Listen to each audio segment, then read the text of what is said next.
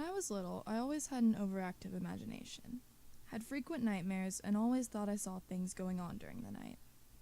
I told my mom that every night, as I was trying to get to sleep, my bedroom door would shake. Not very obviously, but just slightly. I always slept with my door slightly ajar, and outside my door I had my own staircase because my bedroom was in the attic. I would lay in my bed and just watch the door kind of vibrate and shake really quickly. I'd go and tell her, and she would come up to my room and have a look for herself. Only every time she did, the door would have stopped shaking. It irritated the hell out of me, and I was determined to prove to her that I wasn't lying. Each night, as soon as it started to shake, I would sprint down the stairs and tell my mom to come quick. It didn't matter how quickly I did it, the door would always stop by the time she had got there, as if it was trying to anger me. In the end, I gave up. If the door wanted to shake, then it could go ahead. I tried my best to block it out, but I couldn't. It got to the point where I would dread going to bed because of the stupid door. I would examine it during the day to see if there was something causing the shaking, but I could see nothing that stood out. It was a complete mystery. One night, after many weeks of hellishly annoying shaking, the door began to shake more vigorously. I was laid in bed with my covers pulled up almost over my eyes, scared stiff. Through the slight gap in the door where the hinges were, I could see something moving on the other side. I told myself it was my dog, but I knew that was ridiculous. My dog was white, whereas the thing seemed to resemble smoke. I would have run downstairs for my mom, but that would mean I had to pass whatever was on the other side of the door. The next day I told her about it, and she just put it down to my imagination, or me being tired. I was tired, that was true. I was tired because of the stupid door. The next night I watched the door again, and sure enough, I could see the smoke through the gap. I decided to take action into my own hands, and I bought a scarecrow to put at the other side of my door. The scarecrow would scare away whatever was messing around outside my bedroom. Scare was in the name. It was foolproof. I felt more relaxed knowing that the scarecrow was outside, and for once I thought I was going to get a good night's sleep. No such luck. I was just dozing off when I heard a weird shuffling noise, and then a gentle thud. I jerked wide awake, feeling my heart drop when I saw the door was shaking again. I could no longer see the reassuring shape of the scarecrow on the other side of the door, and I realized that it must have been moved. The thud had been the scarecrow hitting the floor outside of my room, and now the smoke was back. I was in complete despair. If the scarecrow didn't work, then nothing would. I tried explaining this to my mom, and she actually seemed to believe me for the first time. She must have seen how concerned I was. Also, I was almost falling asleep at school due to the lack of sleep. The whole thing had spiraled out of control. We didn't own a camera back then, but I did have a karaoke machine. Mom came up with the idea that we should put the machine outside of my room and set it to record.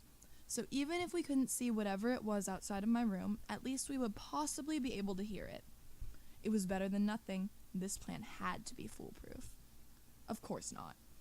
The next day when we checked the recording, we found that it was completely blank. We had definitely set it to record, so whatever it was behind the door had obviously turned off the machine. I felt like I was going to be mad. At first, the thing had just been annoying, an inconvenience. Now I was beginning to feel threatened. How long would it be until the thing opened the door and entered my room? If it was capable of knocking over the scarecrow, turning off the machine, and shaking the door, then it was surely capable of opening it. And when it did open the door, what would it do to me? What did it want? Every day from then on, all I could think about was the fact that I didn't want to go to bed. I was sleep deprived and felt like the energy was being sucked out of me more and more each day, or each night. My mom expressed her concern to my Nana, who, being religious, gave me a rosary to hold as I slept. My mom usually rejected religion point blank, but in this case, she agreed and said that it was worth a try. That scared me more than ever. My own family thought I was in danger.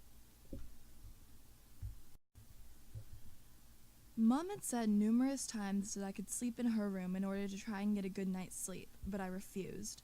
I was almost 12 years old, and sleeping in her room would mean that I had let this thing win.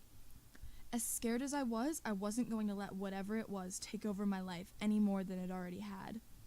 The rosary didn't work. Nothing worked. My mom, the biggest skeptic in the world, even began burning sage around the house to try and cleanse it. My Nana encouraged me to pray every night, and I did, despite never having quite believed in God. I prayed that whatever was on the other side of the door would go away, or that if it wouldn't go away, that it would at least stay out of my room and not hurt me. Things got worse and worse. My school had called my mom several times expressing their concern.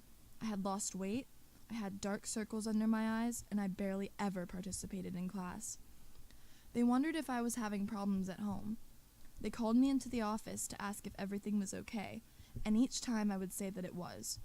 I could hardly tell my teachers that my bedroom door was shaking and the smoke behind it was driving me mad.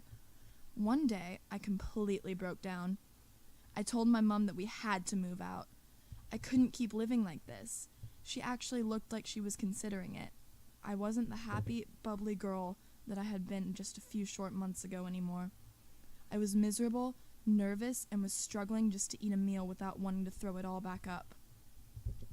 Then, one night, it all stopped. Just like that. The door didn't shake. The smoke wasn't there. That almost scared me more, because that meant it was somewhere else. In my room? I didn't sleep for that whole night. And when I told my mom and Nana about it the next day, my Nana suggested that we get a priest in to look at the house and possibly bless it.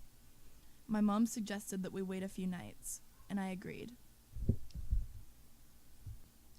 The next night, nothing. The night after that, nothing. 3 weeks later, nothing. The thing on the other side of the door had disappeared without a trace. I slowly but surely began to sleep again. I began to enjoy school again. And finally, I was eating normally. I became the girl that I used to be again. My Nana swears it was the rosary and my prayers that drove the thing away, but I disagree. I think that it left because it had taken what it needed from me.